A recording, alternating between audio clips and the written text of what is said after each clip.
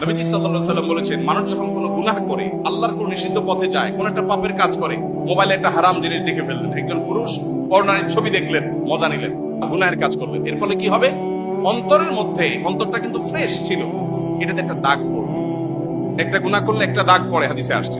আরেকটা গুনাহ পড়লে আরেকটা দাগ পড়ে, আরেকটা পড়লে আরেকটা দাগ পড়ে। এভাবে পড়তে পড়তে একটা স্বচ্ছ আয়নার উপরে যেরকম অনেক ময়লা পড়লে যেরকম সে আয়নায় ভালো মন্দ চেহারাতে কি আছে না আছে বোঝা যায় না, ঠিক একই ভাবে একটা অন্তরে যখন অনেক গুনাহ করতে করতে করতে করতে কলুষে পরিপূর্ণ হয়ে যায়, তখন এই অন্তর দিয়ে কোনটা ভালো কোনটা মন্দ, কোনটা হক কোনটা বাতিল, কোনটা সত্য কোনটা মিথ্যা, কোনটা জান্নাতের পথ কোনটা জাহান্নামের পথ, এটা নিরূপণ করবার ক্ষমতা থাকে না।